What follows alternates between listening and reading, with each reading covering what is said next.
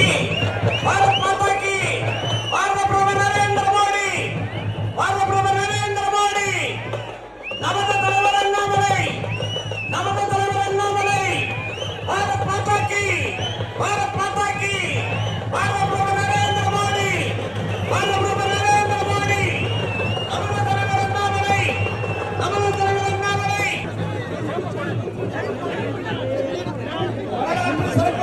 हमारे QR को देखते हुए ऊपर स्कैन कीजिए और स्कैन करके हमें पत्रम पुष्पम से अनुग्रहित कीजिए। नमस्ते, मैं हूं संजय दीक्षित और आप देख रहे हैं दी जयपुर डायलॉग्स। आप लोग सभी लोग, बल्कि हम भी, इस बात को लेकर बड़ा सशंकित हैं कि मोदी जी ने दावा तो कर दिया कि उनकी 370 आएंगी सीटें कुल और 400 सीट उनकी एनडीए क्रॉस करेगी। तो देखिए, मैं भी इस बात को लेकर बिल्कुल किसी भी तरह से इत्मीनान नहीं कर सकता और मेरा भी ये मानना है कि भाई अधिक से अधिक जो है अपर लिमिट वो 320 325 हो सकती है और बाकी 303 भी कम नहीं थी भाई। 303 की 305 कर लो, 310 कर लो, ये क्या बात करते हो कि 370 आएगी। लेकिन 370 के पीछे जो मोदी जी का आत्मविश्वास है वो कहाँ से आ रहा है, ये पता करने के हमने बहुत प्रयत्न किया और पाया कि वो सारा का सारा आ रहा है तमिलनाडु और अन्नामलाई से।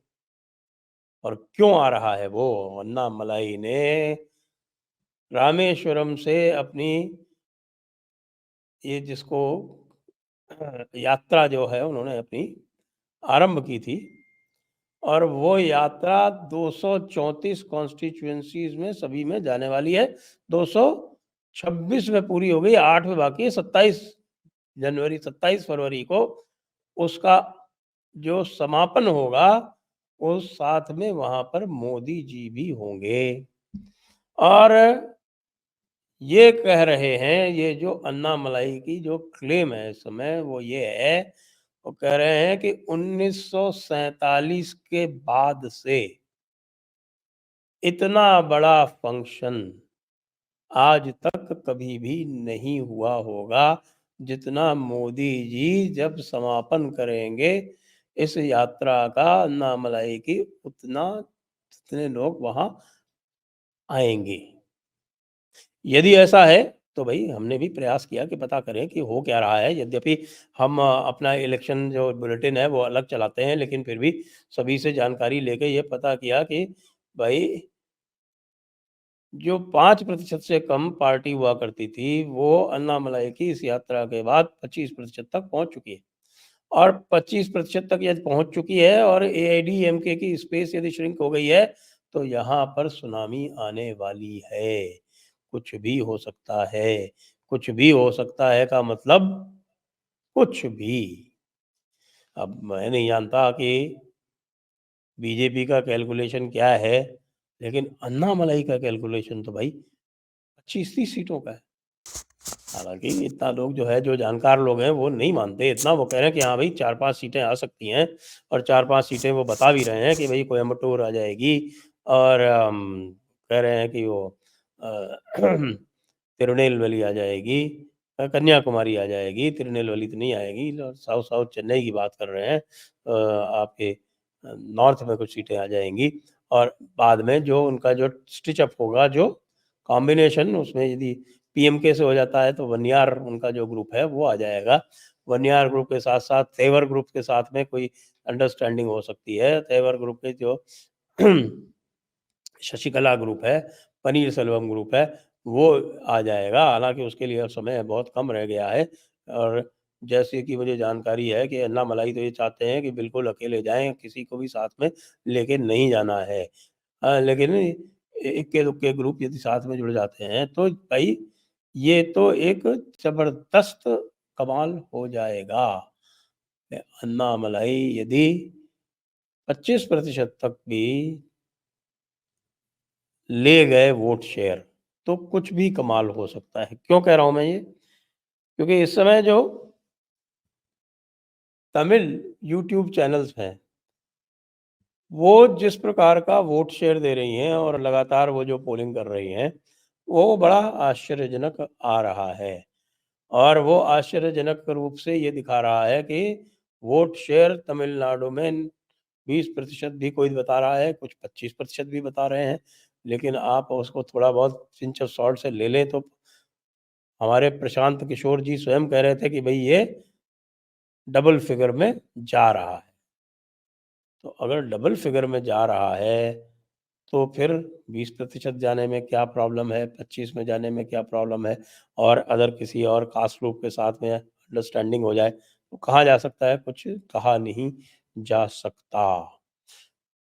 अन्नामलाई की यात्रा जो है, वो बहुत ही एक स्पेशल यात्रा रही है और लगातार हम देख रहे हैं कि उनको पब्लिक का ऐसा ज़बरदस्त सपोर्ट मिल रहा है क्योंकि जो उन्होंने मुद्दे उठाए हैं और वो मुद्दा जो है, वो सबसे बड़ा मुद्दा उठाया है डीएमके के नैरेटिव का, डीएमके के करप्शन का और जो मंदिरों को उन्होंने पूरी तरह से अधिग्रहित करके और वहाँ सनातन के इरेडिकेशन की बात कर रखी है, उसका।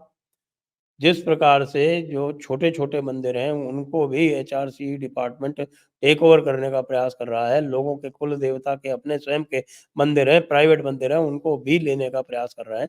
एक तरह से वो वहाँ पर पूरी तरह से सनातन को मिटाकर और वहाँ पर क्रिश्चियनिटी को एस्टैब्लिश करना चाहते हैं।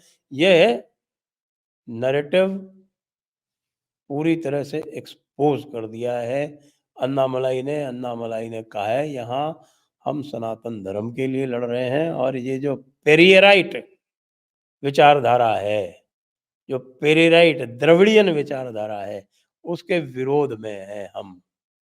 और ये पहली बार किसी ने साफ-साफ कहा है। आप ये देखिए कि 1967 तक यहाँ कांग्रेस का राज हुआ करता था। ये मद्रास प्रेसिडेंसी, मद्रास स्टेट हुआ करती थी। मद्रास प्रेसिडेंसी में ये जस्टिस पार्टी इत्यादि का मूवमेंट चला था। इसमें भी इसको अगर हम पीछे और जाएँ तो यहाँ पर जो है वो क्रिश्चियन मिशनरीज़ ने बहुत काम किया था और इसमें बिशप कॉल्डवेल, जी.यू. पोप जैसे लोग यहाँ पर आके वो बहुत सारा काम कर गए थे। उसके पहले डी नोबली टाइप के लोग थे यहाँ पर। तो उन्होंने पूरी तरह से सोसाइटी को ब्रेक करने के लिए प्रयास किया, वो सफल नहीं हुए। सफलता उनके हाथ में तब आई जब यहाँ पर अंग्रेज़ों की सहायता से जस्टिस पार्टी नाम की एक पॉलिटिकल फ़ोर्स खड़ी हुई और जो उनके लोकल चुनाव थे, काउंसिल इत्यादि के चुनाव मद्रास प्रेसिडेंसी के, वो उन्होंने जीत के और वहाँ पर सरकार बनाई 1926 में। लेकिन उसके बाद भी जब बाद में चुनाव हुए, तो वो पूरा क्षेत्र जो है वो कांग्रेस द्वारा जीता गया। कांग्रेस की ही सरकार थी, लेकिन कांग्रेस भी कभी भी खुल के ये जो द्रविडियन आइडियोलॉजी थी, इसके विरोध में नहीं आई। नेहरू ने यद्यपि पेरियार के लिए कहा कि he is a pervert and his place should be in jail, लेकिन इतना कहने के बाद भी द्रविडियन फिलॉसफी के विरुद्ध, यानी जो द्रविड़ का मतलब जो पूरे भारत को एक रेस थ्योरी की आड़ लेके द्रविड़ और आर्य में बांटती थी, उस थ्योरी के विरुद्ध कभी भी कांग्रेस ने खुलकर कोई बात नहीं कही और यही कारण कांग्रेस की वहां पर समाप्ति का हुआ।